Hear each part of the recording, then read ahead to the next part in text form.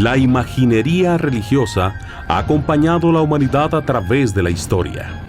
Si bien la representación plástica de temas religiosos existe desde los primeros siglos después de Cristo, no fue hasta 500 años después de su muerte cuando se empiezan a dar las primeras representaciones de Jesús crucificado. Son representaciones, son formas de ver o de pensar cómo sucedió ese acontecimiento, que fueron muy pocos los que estuvieron ahí presentes. En el caso de la cruz, un grupo más numeroso, pero en el sepulcro y en el momento de la resurrección fueron muy pocos los testigos. Entonces son formas de representar aquel acontecimiento de lo que se cree. Con el arte románico y gótico, entre los siglos XII y XV después de Cristo, comienza la evolución de la escultura en madera con fines catequéticos.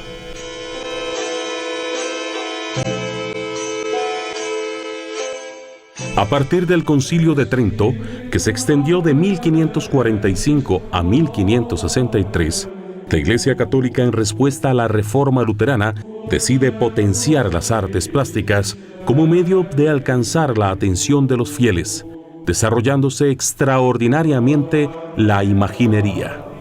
Es interesante destacar que durante esos años se desarrolló la conquista del continente americano.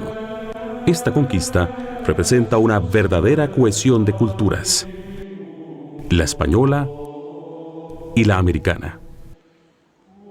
A principios del siglo XVI, España se lanzó a la conquista y la colonización del Nuevo Mundo, y pronto comprendieron que las imágenes, los edificios y los monumentos pueden ser una excelente herramienta.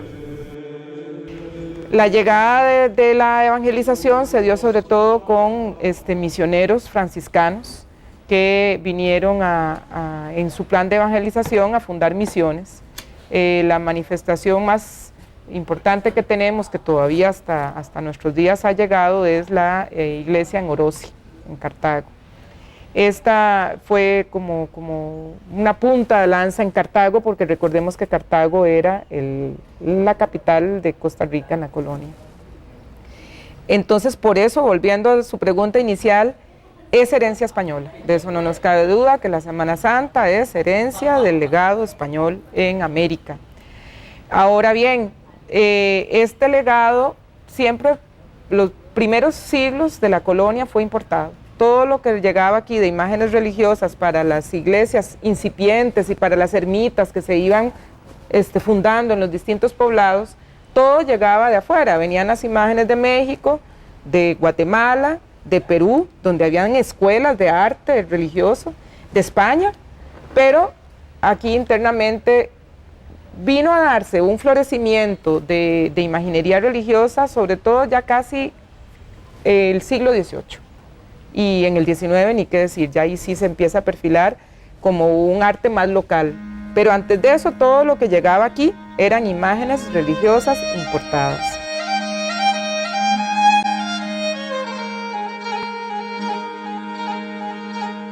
El arte sacro realizado durante la época colonial se conoce también como barroco americano y presenta algunas características propias que lo diferencian del arte europeo debido a la distancia existente entre las metrópolis y las colonias, así como a la ausencia en América de grandes artistas de la talla de los del Viejo Mundo.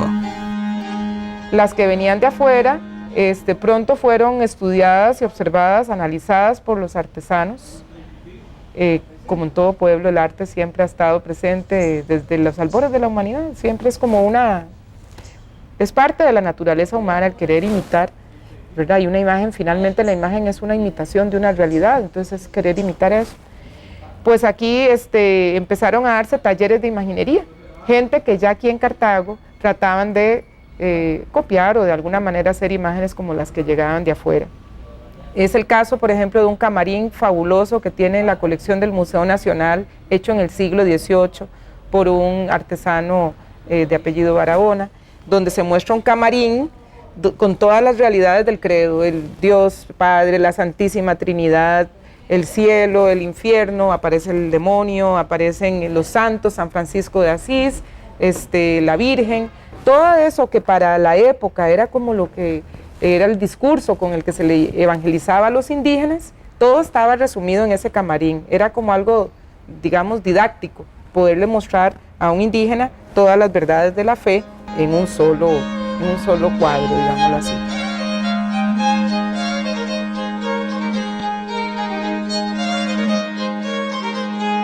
Los rasgos básicos del estilo barroco se transmitieron a América fundamentalmente por medio de la enseñanza de los religiosos, que utilizaban libros o estampas que contenían obras realizadas por artistas europeos. Asimismo, la presencia de artistas europeos, criollos, indígenas y mestizos contribuyó a crear un lenguaje plástico propio de cada una de las grandes regiones americanas. En Costa Rica, el tema de la imaginería religiosa es similar al de los diferentes países latinoamericanos que atravesaron por el mismo camino.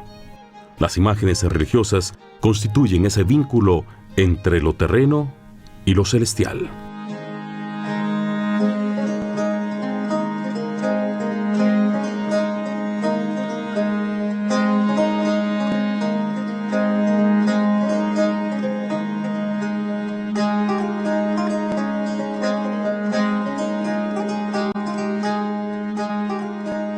Al regresar, la Costa Rica de mediados de 1800 vio nacer a quien sería uno de los más reconocidos talentos de la imaginería nacional.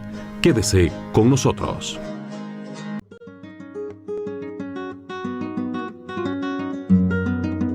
Fue en la Costa Rica de mediados de 1800 donde se desarrolló el talento y la magistral factura de Manuel Lico Rodríguez Cruz, considerado como uno de los maestros de la talla de imágenes religiosas. Nacido en Alajuela el 2 de agosto de 1833, Lico se convertiría en el maestro imaginero más prolífico de este país.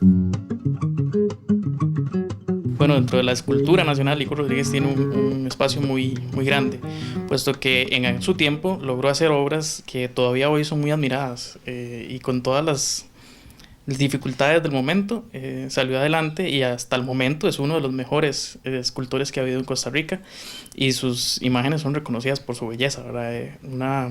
Son comparables con las tallas españolas y guatemaltecas y no tienen nada que envidiarle. Lico Rodríguez trabajó aquí en San Ramón, por estos lados hay muchísimas imágenes de él. En San José también hay algunas piezas, pues él vivió unos meses por allá, y en Alajuela también. Y aún así, son pocas las que son reconocidas como hechas por él. A muchas se les atribuye que son traídas de Guatemala, que las hizo fulano, que las hizo... Y tal vez Lico Rodríguez permanece un poco en la sombra.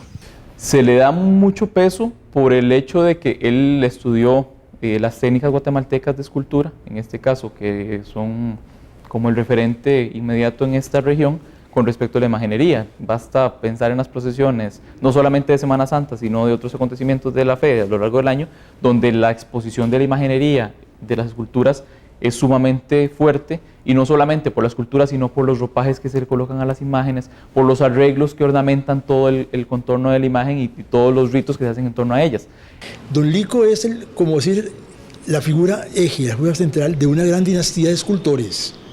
¿Verdad? Está Aldérico Rodríguez, que es el autor del Cristo que está en el presbiterio en este momento. De ahí viene don Manuel María Zúñiga, Paco Zúñiga. Es una dinastía de escultores y artistas muy grande que vienen todos de Lico Rodríguez. Además de su clara actitud por las artes, Lico realizó estudios de Derecho en la Universidad de Santo Tomás, pues su familia tenía influencia política e importantes amistades relacionadas con el entonces gobierno de don Juan Mora Fernández. Es una época donde Costa Rica está dejando de ser colonia, ya se ha dado la independencia en 1821 y él nace en 1833. Significa que nació unos 20 años después de la independencia, donde Costa Rica busca desesperadamente, ingentemente, un producto con que ligarse al mercado mundial. Ese producto va a ser el café, luego vendrá el banano. Ahí le toca a esa Costa Rica, la República del Café y la República del Banano. Desde muy temprana edad su vocación se manifestaba por la pintura y la escultura, a la que terminó dedicando toda su vida. Se dice que no tuvo maestro formal, pero su preclaridad lo hizo un artista. Su paso por la universidad no fue para nada destacable. Más bien, se cuenta que rápido entendió que su futuro no estaba en el derecho. Posiblemente, el joven Lico Rodríguez vagó un tiempo por el San José de principios del siglo XIX y luego regresó a San Ramón, donde ayudó a su padre en la agricultura y en sus ratos libres inició su carrera como imaginero.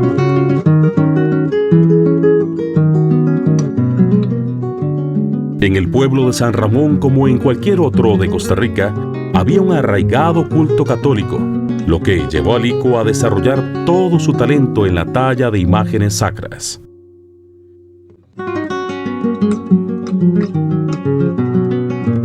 Sus primeras obras fueron imágenes de pequeño formato, además de los nacimientos o belenes, como se les llamaba en aquel entonces.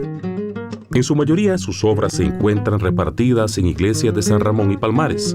Sin embargo, han trascendido más allá y algunas de ellas se encuentran en muchas de las iglesias del Valle Central, incluyendo la Catedral Metropolitana, donde se encuentra su magistral Santo Sepulcro.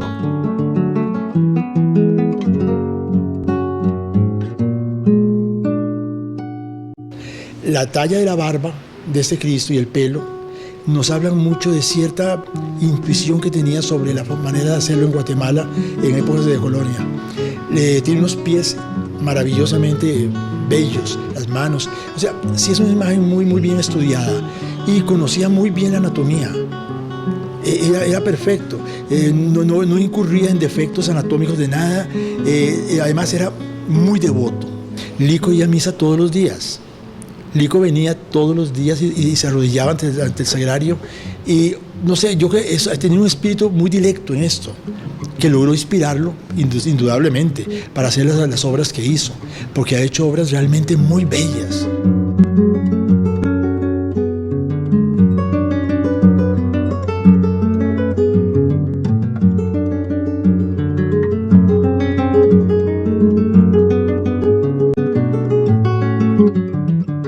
Al regresar, conozca la historia de la Semana Santa, dónde nacen las procesiones y cuáles son sus secretos. Quédese con nosotros. Para mí la Semana Santa es tiempo de meditación, reflexión, paz, unión familiar.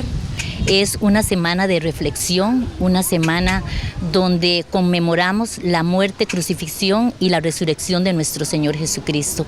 Es una semana que está precedida por la Cuaresma, que es un tiempo en la que nos permite prepararnos especialmente para celebrar esta semana. En ella pues meditamos, oramos y, como dicen comúnmente, nos ponemos con Dios. Es una semana para ver lo bueno y lo malo que hemos hecho, para ver qué tenemos que arreglar en nuestras vidas, para perdón, para misericordia.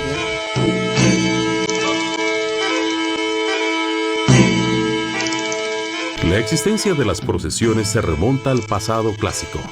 En la antigua Grecia ya existe el registro de procesiones ceremoniales donde exhibían figuras de sus deidades.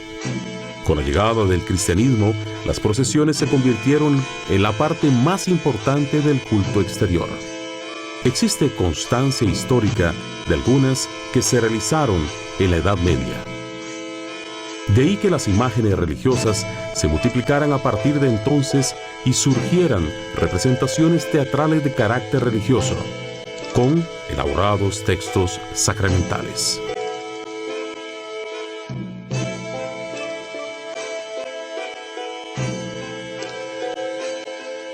Para entender la Semana Santa hay que referirse a la Pascua, ¿verdad? En este caso, al misterio de la muerte, la sepultura y la resurrección de Jesucristo. Ahí es donde nace toda la devoción y la fe del cristianismo, y a partir de ahí se destaca una semana en el año que coincide en algunos momentos con la Pascua también judía, que ahí fue donde nació también, para resaltar los misterios de la fe en Cristo.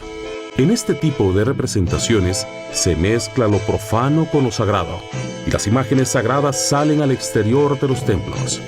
Se puede sospechar con fundamento que la procesión cristiana recoge la tradición de los desfiles militares, tan habituales en la antigüedad, bajo un matiz piadoso. Pero, sin duda alguna, es a raíz del Concilio de Trento cuando las procesiones adquieren una enorme importancia, cuando la Iglesia Católica ve en este tipo de actos un poderoso instrumento de evangelización y persuasión, en un marco donde el impacto visual de la imagen era más efectivo ante el analfabetismo reinante en la época. En la base de lo que sería el surgimiento de los primeros poblados, de todo lo que es la cultura material, la religión siempre estará en esos inicios, en esos albores. La religión siempre estará en la cuna de la civilización. En todas las culturas, en todos los pueblos, vamos a encontrar manifestaciones o representaciones de sus creencias. En el sistema de creencias de cada pueblo, cada región, siempre encontraremos un referente en la imaginería de cada lugar. Un ejemplo de Semana Santa con un sentido muy elaborado son las procesiones que se realizan en Sevilla y en Guatemala. Estas celebraciones con imágenes son de las más elaboradas en el mundo cristiano. El acontecimiento de las procesiones no es una cuestión exclusiva de España, sino de toda la parte cristiana europea. Sin embargo, en el caso, digamos, de las procesiones más, podríamos decir, llamativas en España, como son las de Sevilla, las de la zona de Andalucía, ahí tienen una práctica particular de que son los pasos, que son meditar en el Vía Crucis con esculturas bastante voluminosas de cada uno de los momentos de la Vía Dolorosa de Jesús. En el caso de otros lugares, como podemos ver acá o en otros lugares de América Latina, se hacen variaciones. Entonces, no son necesariamente pasos que hacen alusión a toda la Vía Dolorosa, sino que a través de la teatralización y el empleo de esculturas, que son las imágenes, poder representar un acontecimiento de dolor y todo lo que fue el tránsito de Jesús hacia el Monte Calvario y lo que sucedió después de su muerte en la cruz. Esto está ligado a un asunto, como le decía, cultural, que se trajo para poder evangelizar en esta zona. Al regresar, la tradición de la imaginería religiosa está en buenas manos. Conozca cómo un joven ramonense continúa la obra de sus antepasados. Quédese con nosotros. La imaginería religiosa guarda muchos secretos. En el pasado, la talla directa en madera fue básicamente la técnica más realizada. Existen dos tipos de imágenes: las llamadas imágenes de bulto, que son las realizadas en una sola pieza, y las imágenes llamadas imágenes de vestir, que cuentan con goznes en brazos y piernas que les dan movilidad. En la actualidad existen otras técnicas de imaginería más moderna que, sin embargo, rescatan las técnicas del pasado. Un caso muy interesante es el de Edgar Rodríguez, descendiente directo de Don Lico, que sin duda heredó su arte.